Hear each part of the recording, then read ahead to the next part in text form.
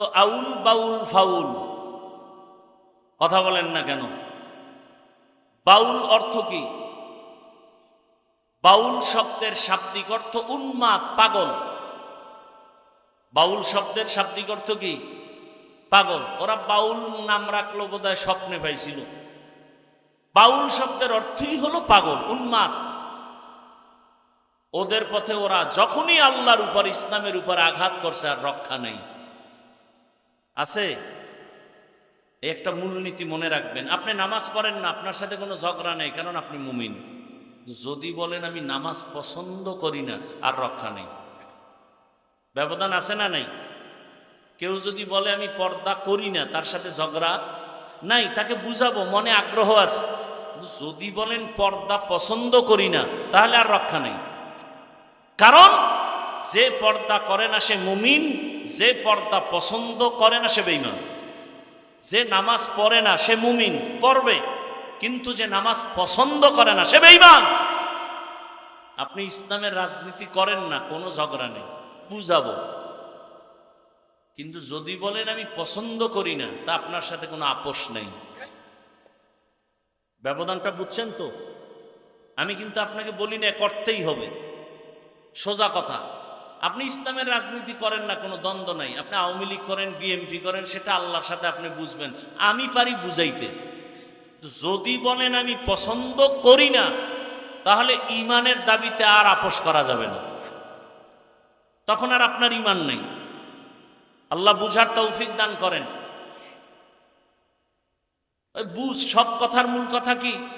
বুঝ বুঝ। ইয়া আইয়ুহাল্লাযীনা আমানুত্তাকুল্লাহ ওয়া কুনু মা'আস সাদিকিন। ভালোর সাথে সম্পর্ক রাখলে ভালো, সৎসঙ্গে স্বর্গবাস, অসৎসঙ্গে সর্বনাশ। দুনিয়াতে এক বেঈমানের নাম আপনারা জানেন, ফিরআউন। জানেননি? জানা থাকলে বলেন তার স্ত্রীর নাম কি? আসিয়া এত বড় বেঈমানের ঘরে থেকে আল্লাহকে আপন বানায় নিলেন। রহমতের নবী বলেন কিয়ামতের দিন জান্নাতে আমার সাথে আসিয়ার বিবাহ হয়ে যাবে। আরো আস্তে করে বলেন। আমি খুব সংক্ষেপেই গুছায় নিয়ে আসতেছি, মাত্র 5 থেকে 10 মিনিটে মোনাজাত হয়ে যাবে। একটু ধৈর্য হবে, নাইলে এখনই দিয়ে দিই না। ঘটনাটা শেষ করি। রহমতের নবী বলেন কিয়ামতের দিন কঠিন মুসিবতের সময় জান্নাতের 8টা দরওয়াজা খোলা হবে, আর দরওয়াজা দিয়া 8 জন ফেরেশতা 4টা মহিলাকে বারবার ডাকবে, তোমাদের কোনো হিসাব নাই, মেহমানখানা রেডি, তাড়াতাড়ি মেহমানখানায় আসেন, সূর্যের গরম লাগবে না। কয়জন নারী? এর মধ্যে একজন নারী হবেন ফেরাউনের স্ত্রী আসিয়া। এত বড় বেঈমানের ঘরে থেকে ও আসিয়া এত দামি হয়েছেন। ও পর্দার আড়ালের আম্মা জান, এত বড় বেঈমান ফেরাউন হঠাৎ একদিন দেখেন গোপনে তাকাইয়া আসিয়ার জবানে আল্লাহর নাম উচ্চারিত হচ্ছে। ফেরাউন ডাক দিয়ে, আসিয়া জবানে কার নাম নিয়েছ? আসিয়া বলে, আর গোপন রেখে লাভ কি, যখন প্রকাশ হয়ে গেছি আর গোপন রাখবো না। আসিয়া ডাক দিয়া কয়, ফেরাউন আমি যেই রবের মানি সেই রবের নাম নিয়েছি। ফেরাউন বলে, মিশরের রব তো আমি, খোদা আমি। বলে, মিশরের মানুষ তোমাকে খোদা মানতে পারে, আমি তোমাকে রব মানি না। বলে, তুমি কারে রব মানো? কয়, তোমারে যিনি বানাইছে তিনি আমার রব। ফেরাউন বলে, খবরদার, আমাকে যদি তুমি খোদা না বলো তাহলে মিশরে খোদা দাবি করার কোনো যৌক্তিকতা নাই। বলে, আমার জীবন যাবে, আমি তোমাকে খোদা বলে ডাকবো না। ফেরাউন বুঝাইতেছে, হামান রে দিয়া বুঝায়, এক পর্যায়ে বুঝাইয়াও পারে না। আসিয়া যদিও মহিলা নরম, ইমানের পাওয়ার বড় গরম, জীবন যাবে, ইমান ছাড়বে না। ফেরাউন এবার বাঁকা হয়ে গেল। এই হামান, আসিয়া যেহেতু আমাকে মানে না, এখন আর দেরি করা যাবে না, ওর ঘুমের বিছানা আলাদা করো, ওকে বদ্ধরুমে ঢুকাও, খানা বন্ধ করো, বাতি বন্ধ করো, রিমান্ডের শাস্তি দাও। আসিয়া এত বড় দামি ক্ষমতাওয়ালা টাকাওয়ালার ঘরে আছি, কিন্তু এখন টাকাও নাই, রুমের মধ্যে আটকানো, খানারও খবর নাই, পানিও দেয় না।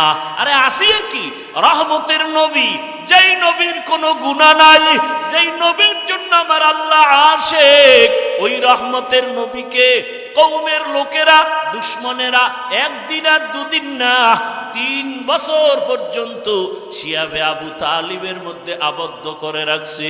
পানি দেয় না, খানা দেয় না। মায়ার নবী গাছের পাতা ছিঁড়ে ছিঁড়ে চাবায়া চাবায়া খায় আর পেটের ক্ষুধা নিবারণ করে। এত কষ্ট নবী আমার করেছেন, 3টা বছর পর্যন্ত এই কষ্ট। আসিয়ার খানা দেয় না। শেষ পর্যায়ে ফেরাউন বলে, আসিয়া তুমি এবার আমাকে রব বলে স্বীকার করো। আসিয়া বলে, মরে যাব, আমি গায়রুল্লাহকে কখনো আমি রব বলবো না, গায়রুল্লাহর কাছে মাথা নত করব না। ফেরাউন সর্বশেষ সিদ্ধান্ত নিল, আসিয়া তোমাকে ফাঁসি দেওয়া হবে, শুলিবিদ্ধ করা হবে। আসিয়া বলে, ফাঁসি দাও, কোনো দুঃখ নাই। এক পর্যায়ে ফেরাউন যখন দেখলো আর পারাই যায় না, তারিখ পর্যন্ত ঘোষণা দিয়া দিল, মিশরের হাজার হাজার মানুষ ময়দানে হাজির। খোদা ফেরাউনের স্ত্রী আসিয়ার বিচার হবে, ফাঁসি হবে, শুলিবিদ্ধ করা হবে, সবাই দেখার জন্য আসছে।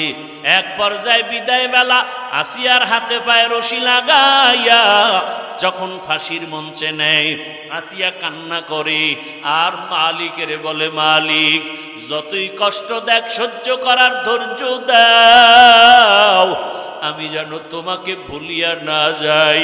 হঠাৎ আসিয়া কাঁদে আর দেখে রাস্তা দিয়া জমানার নবী মূসা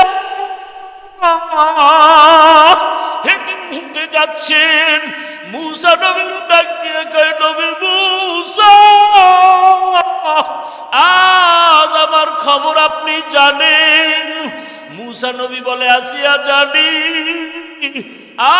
আজ তোমাকে শুলিবিদ্ধ করা হবে, আজ তোমাকে ফাঁসি দেওয়া হবে। আসিয়া বলে, নবী মূসা, বিদায় বেলা আপনার দোয়া চাই, আর কিছুই চাই না, তবে আর একটা কথা